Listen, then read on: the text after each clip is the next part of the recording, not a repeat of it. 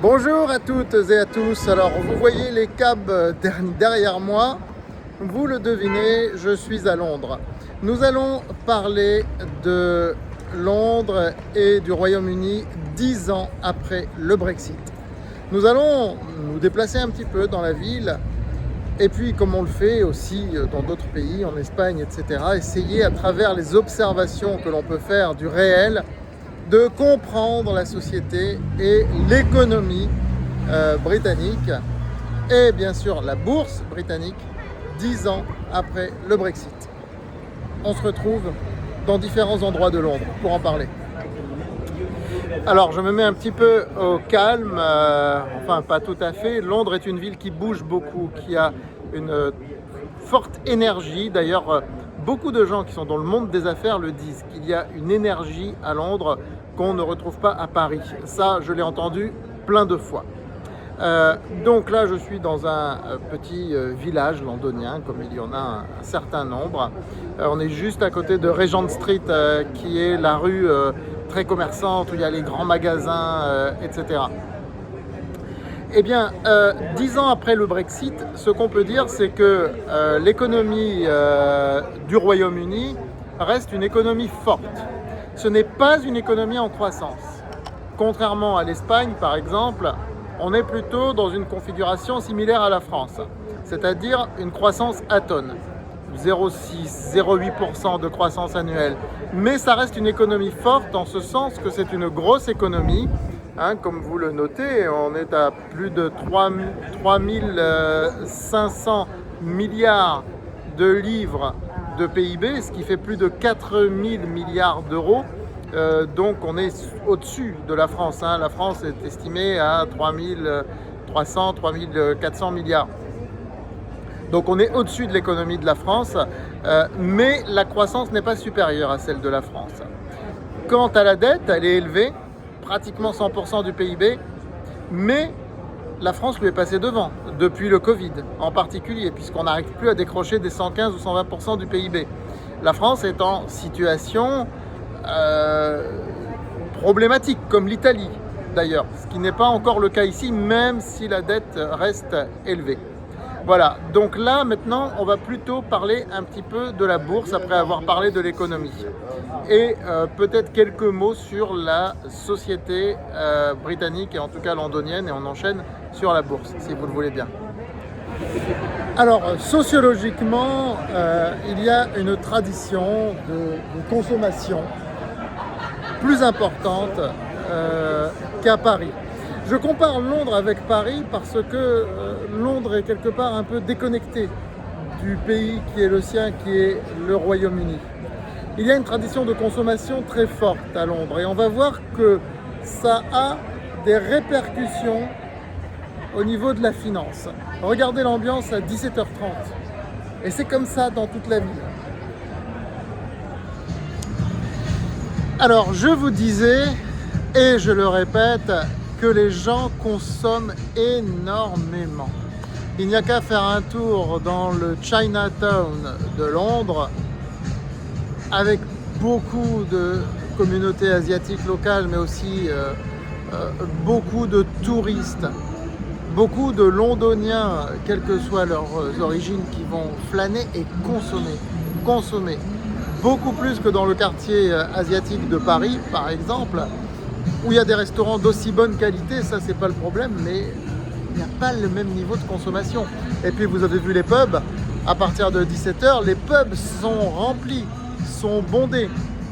Et les magasins aussi.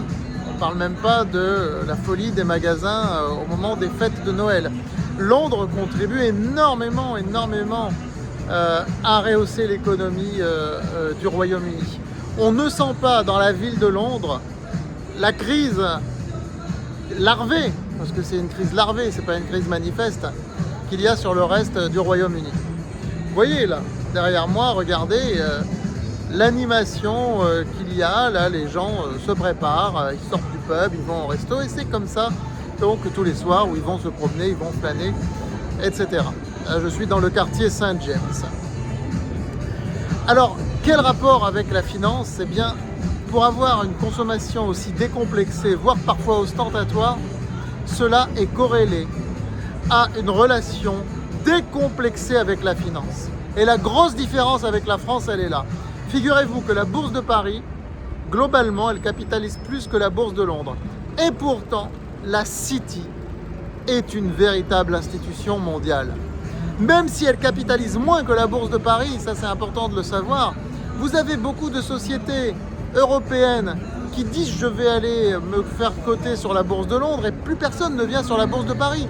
Regardez le nombre d'introductions qu'il y a eu sur la bourse de Paris depuis le début de l'année 2026. Il y a eu 2 malheureuses IPO, alors qu'on termine le premier semestre 2026, il n'y a eu que 2 malheureuses IPO de quelques millions d'euros. C'est dérisoire. Aux États-Unis, il y a SpaceX aujourd'hui qui s'est introduit à 1700 milliards, je rappelle. Sur la bourse de Londres, il y a plusieurs IPO, pas à 1700 milliards, mais il y a plusieurs IPO qui se font, qui se réalisent. C'est lié à un rapport décomplexé avec la finance. Et donc, du coup, eh bien, vous avez une bourse de Londres qui surperforme très largement la bourse de Paris, mais c'est encore une fois pour des raisons sociologiques. Je vous avais dit il n'y a pas longtemps que l'Espagne et l'Italie voyaient leurs indices progresser de plus 100% en l'espace de 5 ans, alors que le CAC 40 progresse de 25%. Le FTSE, l'indice de la City, de la bourse londonienne, progresse de 46%.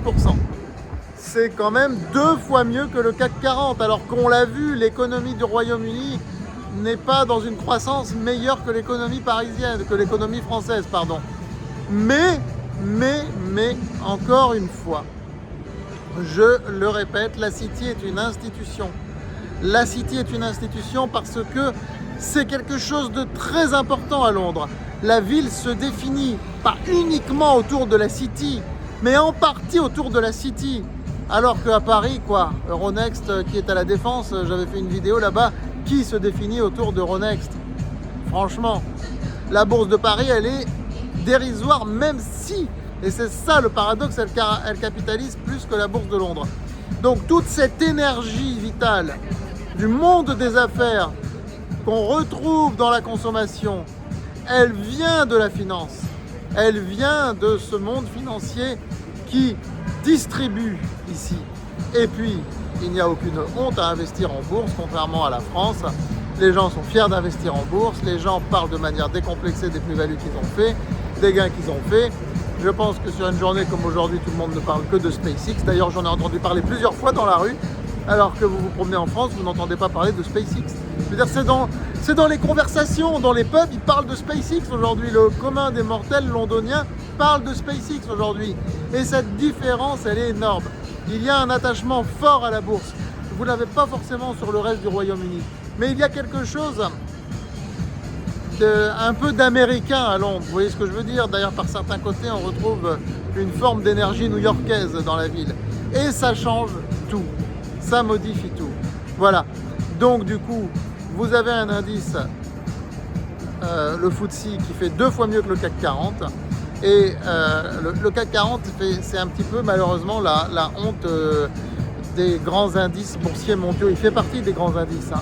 Mais quand on voit que par rapport au Nasdaq, sur 5 ans, il se ridiculise complètement, le Nasdaq doit être à 300%, j'ai pas fait le calcul, quelque chose comme ça.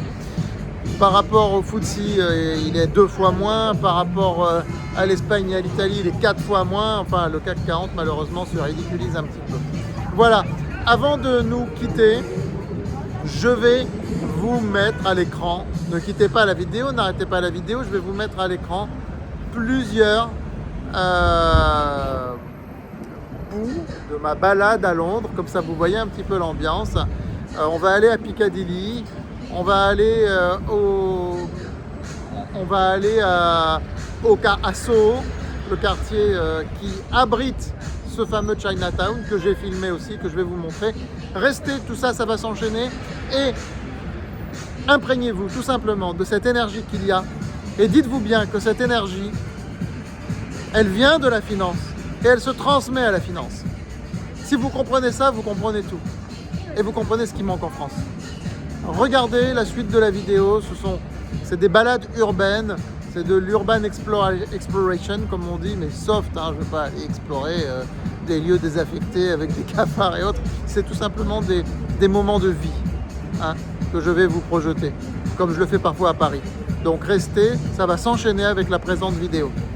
Regardez, profitez-en. À très vite sur France Bourse TV.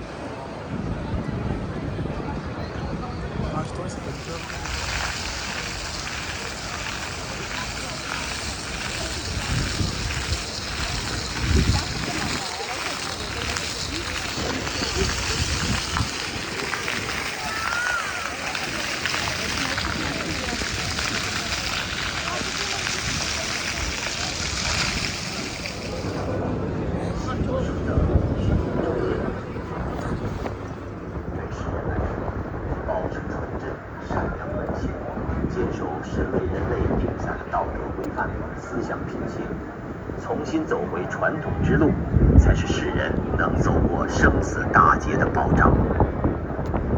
共产主义的终极目的，中国篇第4章：共产邪灵诲人不倦。上1年，文化大革命后，共产党为了解决自身的生存危机，采取了所谓